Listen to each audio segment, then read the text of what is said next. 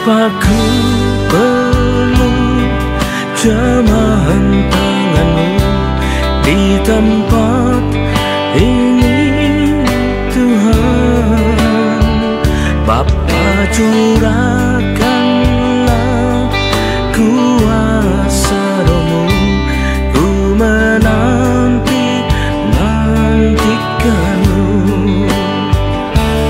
Apaku jamahan tanganmu di tempat ini Tuhan. Bapa, curahkanlah kuasa Roh-Mu, ku nantikanmu.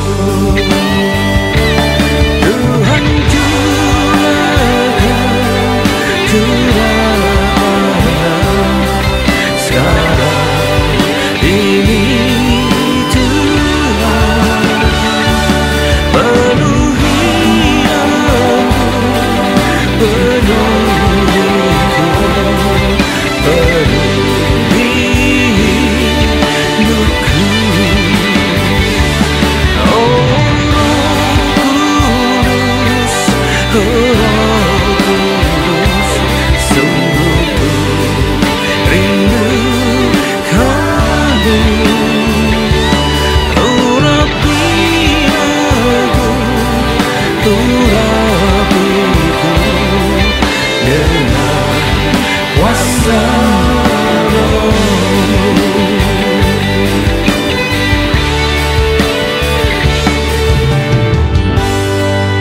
Bapa, tanpa jamahan tangan-Mu kami tak mampu menghadapi dunia yang semakin berat dan semakin mendekati, dan peperangan rohani juga semakin dahsyat.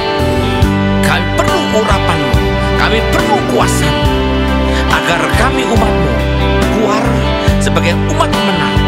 Haleluya, haleluya. Bapakku, jamahan tangan-Mu di tempat ini Tuhan. Bapa, curahkanlah kuasa Roh-Mu, ku nantikanmu. Tuhan, curahkanlah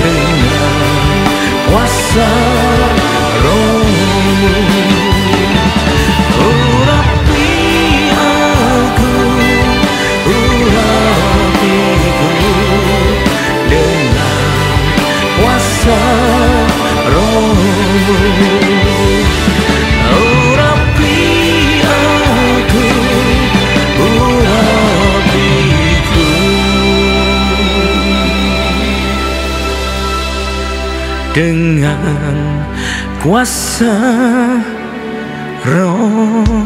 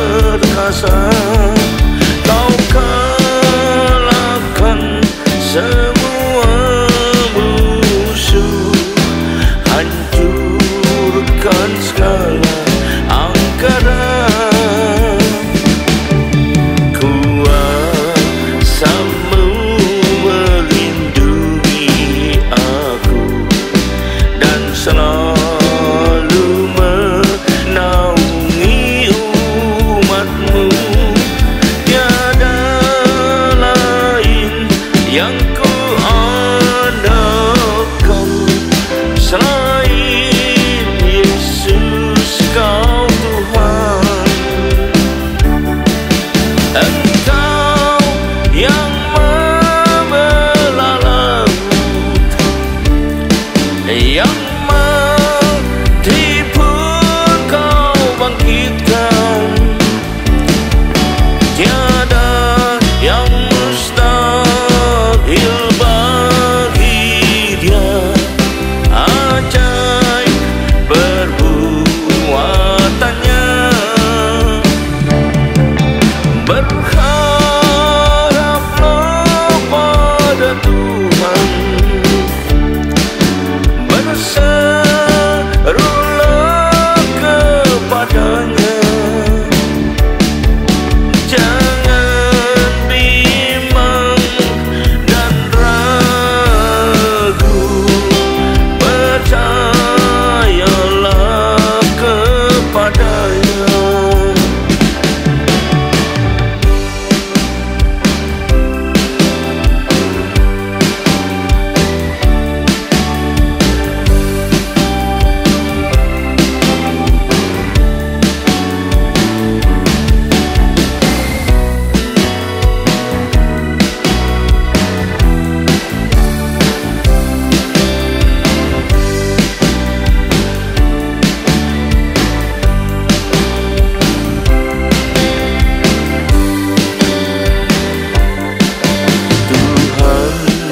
Engkaulah Raja mulia, Maha agung dan maha perkasa.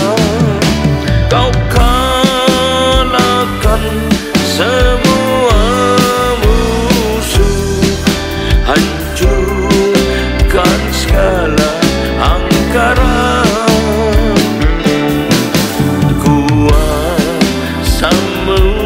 Melindungi aku dan selalu menaungi umatmu. Tiada lain yang ku andalkan selain Yesus, Kau Tuhan.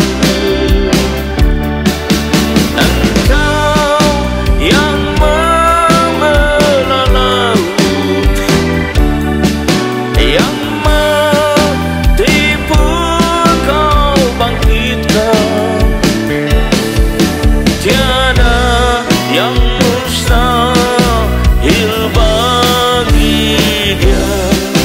Ajaib perbuatannya.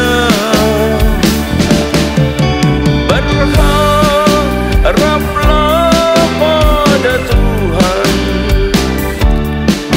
berserulah kepadanya. Jangan bimbang dan ragu, percayalah kepadanya. Percayalah kepadanya. Percayalah kepadanya. Oh, amin.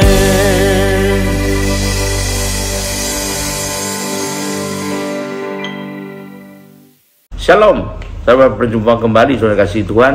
Mari kita persiapkan diri kita untuk masuk dalam firman Tuhan. Marilah kita berdoa dulu sebelumnya. Terima kasih Tuhan, kami siap menyambut firman-Mu.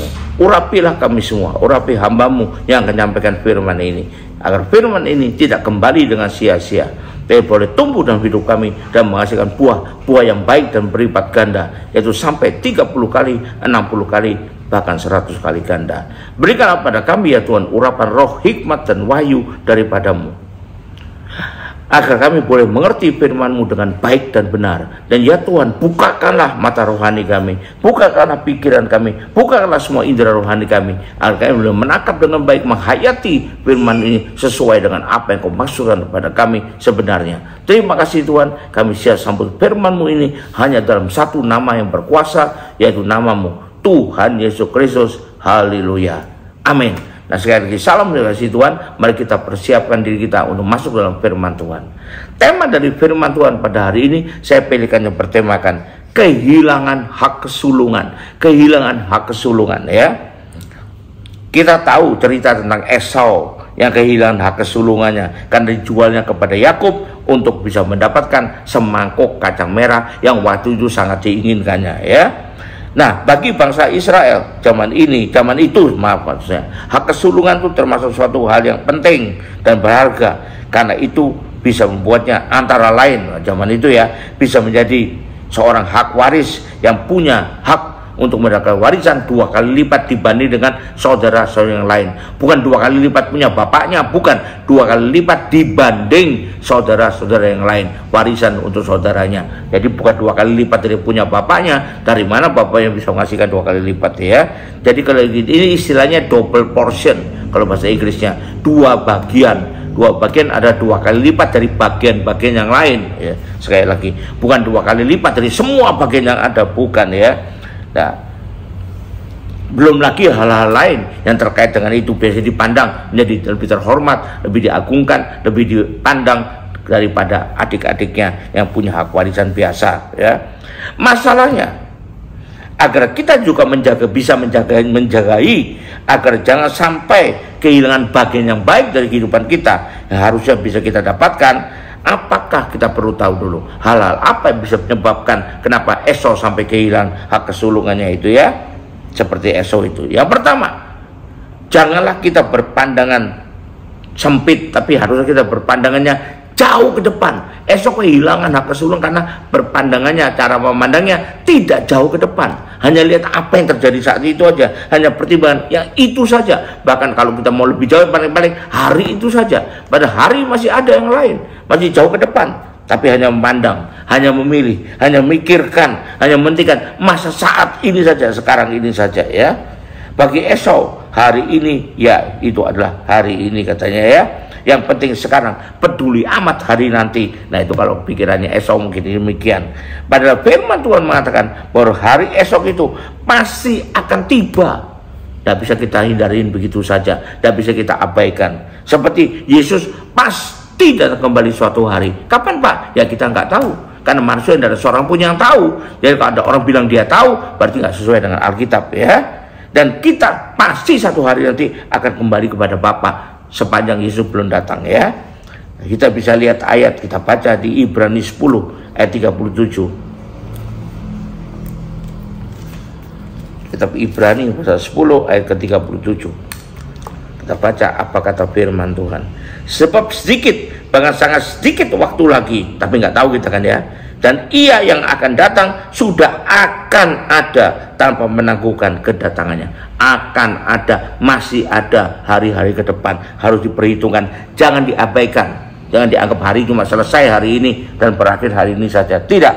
Lalu kita baca Yohanes 21 ayat 22 dan 23. Yohanes 21 ayat 22 dan 23. Ayat 22. Jawab Yesus, jika aku menghendaki supaya tinggal hidup sampai aku datang, itu bukan urusanmu, tapi engkau ikutlah aku. Maka tersebelah kabar itu dan saudara-saudara itu bahwa murid itu tidak akan mati. Ini karena penafsiran yang tidak pas, ya. Tetapi Yesus tidak mengatakan kepada Petrus bahwa murid tidak akan mati, melainkan jikalau aku menghendaki, jikalau supaya tinggal hidup sampai aku datang, itu bukan urusanmu. Bukan mengatakan dia pasti tidak akan mati, tidak, ya. Tapi ini loh, manusia seringkali salah mengartikan, salah menafsirkan apa kata Tuhan Yesus, apa kata firman Tuhan, ya. Tapi pasti ada hari depan itu. Hari depan itu pasti ada, ya. Berikutnya kita baca 1 Tesalonika 1. Sebab mereka sendiri bercerita tentang kami bagaimana kamu sambut dan bagaimana kamu berbalik dari berhala-berhala pada Allah untuk melayani Allah hidup dan benar, dan untuk menantikan kedatangan anaknya dari surga yang telah dibangkitkannya dari antara orang mati, yaitu Yesus yang menyelamatkan kita dari murka yang akan datang. Jadi ke depan tuh Yesus akan datang, murka Allah juga datang untuk orang yang benar di hadapannya. Tetap aja ada hari-hari ke depan, ya. Kita baca lagi 1 Tesalonika 4 ayat 15. Jelas sekali menjanjikan tentang hari depan, hari yang akan datang. 1 Tesalonika 4 ayat 15. Ini kami katakan kepadamu dengan firman Tuhan, kita yang hidup, yang masih tinggal sampai kedatangan Tuhan. Berarti sampai nanti, ya, hari depan nanti itu ada. Sekali-kali tidak akan mendahului mereka yang telah meninggal. Ya, ini berarti masih ada hari depan itu. Bahkan pasal 5 ayat 23 mengatakan kepada kita, pasal 5 ayat ke-23 mengatakan kepada kita, semoga Allah damai sejahtera mengurus kamu seluruhnya, dan semoga roh jiwa hidupmu terpelihara sempurna dengan tak bercacat pada kedatangan Yesus Kristus Tuhan kita nanti. Nah, jadi ada hari nanti itu masih ada, bukan cuma hari ini loh, ya. Lalu kita baca 2 Tesalonika 2 ayat 3 sampai 12. Ya, ini yang akan datang, ya. Janganlah kamu beri dirimu sesat orang dengan cara yang bagaimana juga. Dan sebelum hari itu harus datang dahulu murtad, dan harus dinyatakan dahulu manusia durhaka yang harus binasa. Tuh hari kedepannya itu, ya, yaitu lawan yang meninggikan diri di atas segala yang disebut atau yang disembah sebagai Allah. Bahkan ia duduk di bait Allah dan tak mau menyatakan diri sebagai Allah. Kapan itu? Nanti ada waktunya. Tidakkah kamu ingat bahwa hari itu telah kerap kali kuatakan padamu ketika aku masih bersama-sama dengan kamu, dan sekarang kamu tahu apa yang menahan dia, sehingga ia baru akan menyerahkan diri pada waktu yang telah ditentukan baginya. Nanti, belum sekarang. Jadi ada hari kedepannya ada. Karena secara rahasia kedudukan telah mulai bekerja, tapi sekarang masih ada yang menahan. Kalau yang menahannya itu sudah disingkirkan, berarti nanti, ya. Pada waktu itulah si pendurhaka baru akan menyatakan dirinya, tapi Tuhan Yesus akan membunuhnya dengan nafas mulutnya dan akan memusnahkannya kalau ia datang kembali. Nanti lagi itu. Jadi ada hari depan. Kedatangan si pendurhaka itu adalah pekerjaan iblis, akan disertai rupa-rupa perbuatan ajaib, tanda-tanda dan mujizat palsu dengan rupa-rupa tipu daya jahat dan orang-orang yang harus binasa karena mereka tidak menerima dan mengasihi kebenaran yang dapat menyelamatkan mereka, ya. Lalu kita teruskan lagi, dan itulah sebabnya Allah mendatangkan kesesatan atas mereka yang menyebabkan mereka percaya akan dusta. Kapan percaya? Nanti, ya, supaya dihukum semua orang yang tidak percaya akan kebenaran dan yang suka akan kejahatan. Kapan dihukumnya? Nanti, bukan sekarang, bukan hari ini, ya, bukan saat ini. Jadi kita tahu firman Tuhan menjelaskan kita harus berpandangan jauh ke depan, bukan cuma apa yang di depan mata sekarang saja, ya. Yang kedua, kenapa mereka bisa begitu menjual hak kesulungannya menjual hak yang baik, tidak pedulikan yang baik hilang diambil daripadanya? Karena mereka merasa itu tidak telah terlalu penting, katanya, ya. Terutama karena apa? Karena waktunya belum sampai, sehingga mereka belum tahu dampaknya apa. Belum kelihatan dampaknya, jadi mereka tidak pedulikan. Mari kita baca Yudas 8-10. Kitab Yudas ayat 8-10. Namun demikian orang-orang yang bermimpi-mimpian ini juga mencemarkan tubuh mereka dan menghina kuasa Allah serta menghujat semua yang mulia di surga. Tapi penghulu malaikat Mikail dalam satu perselisihan bertengkar dengan iblis mengenai mayat Musa, tidak berani menghakimi iblis itu dengan kata-kata hujan, tapi berkata, kiranya Tuhan menghardik engkau, ya, ini, ya, ayat 10. Akan tapi mereka menghujat segala sesuatu yang tidak mereka ketahui. Tidak tahu mereka itu.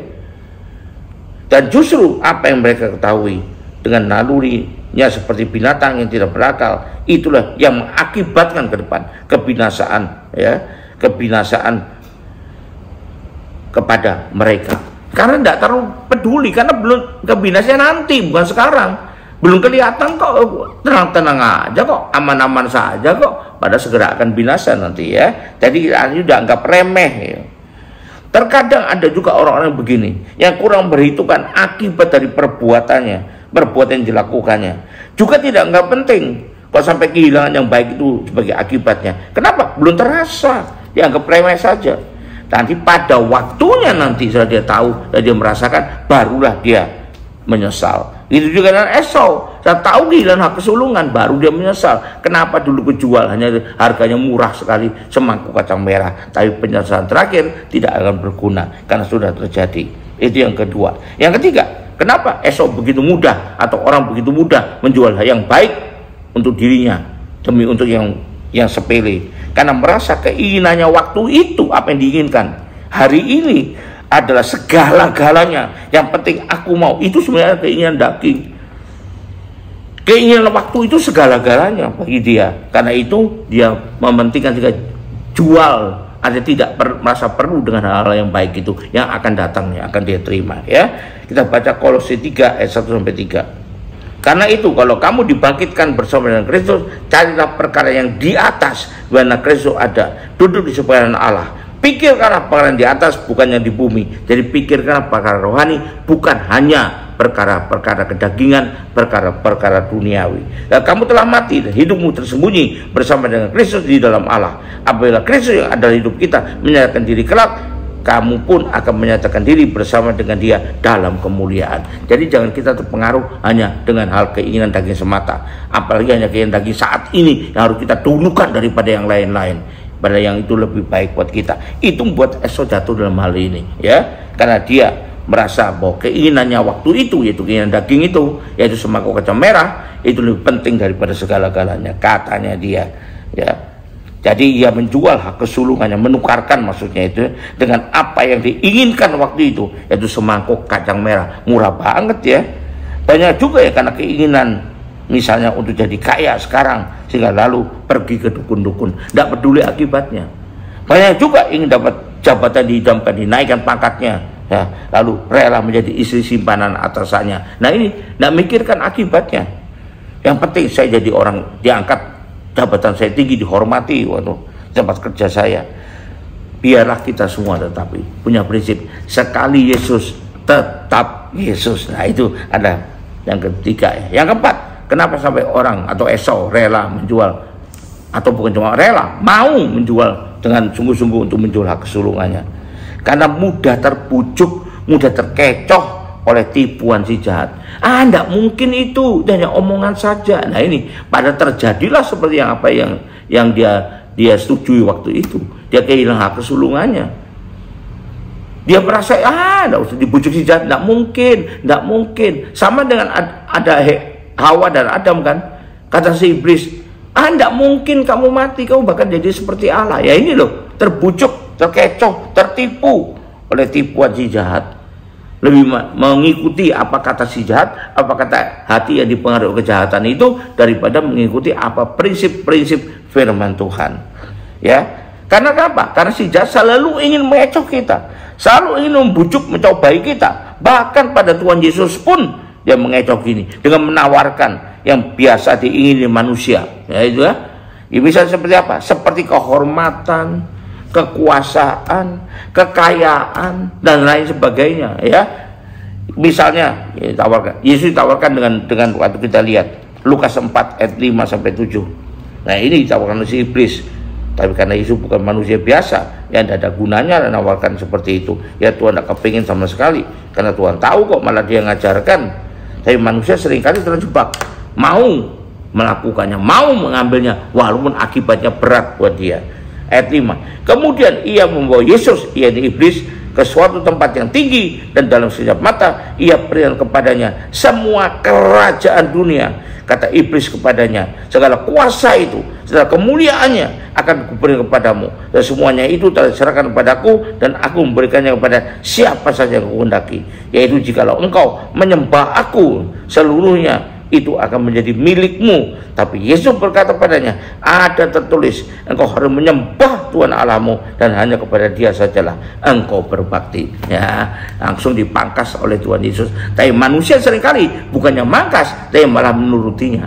Kenapa? Tergoda oleh hawa nafsunya, karena ingin sesuatu yang enak hari ini, kelihatannya terkenal, diangkat, kaya, Tak peduli akibatnya gimana, padahal akibatnya yang baik hilang dari kita, yang jahat, yang jelek datang pada kita. Nah, ini menyebabkan orang mudah terbujuk, tidak bisa berpikir dengan jernih.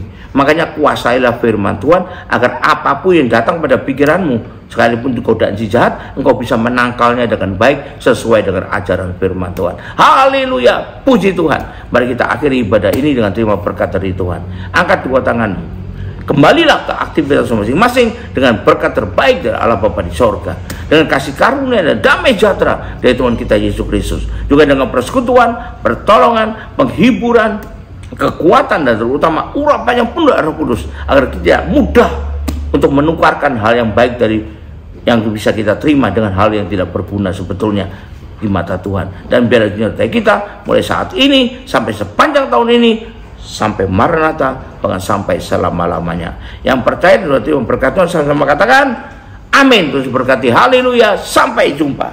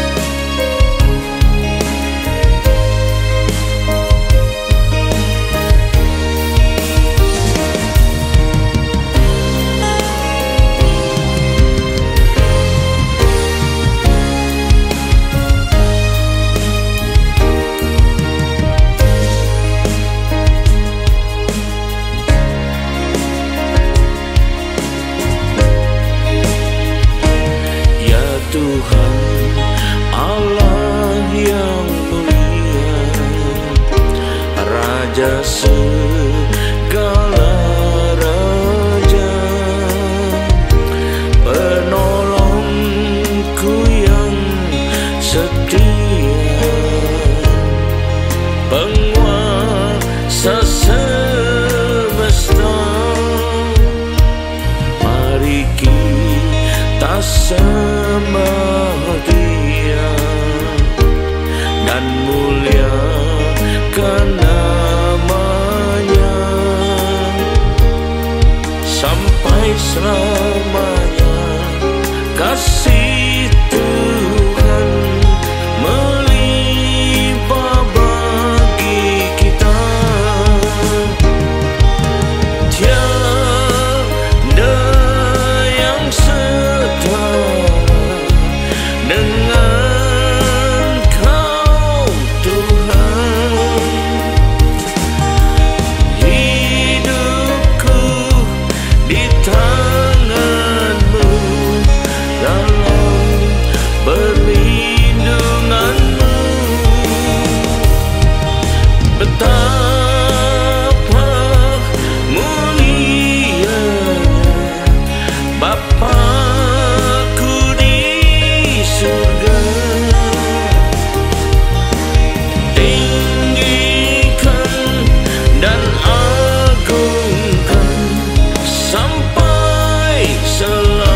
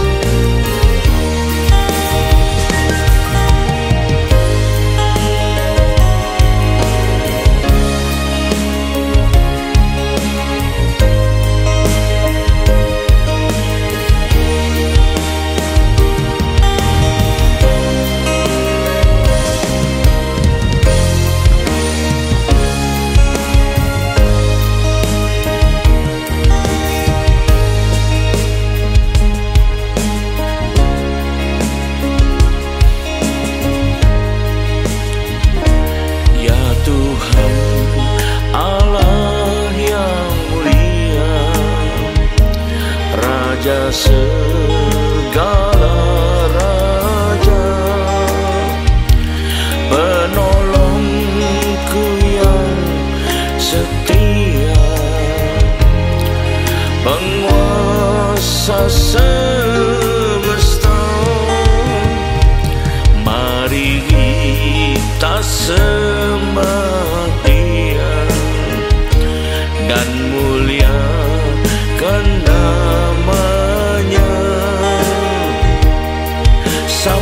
selamanya. Kasih Tuhan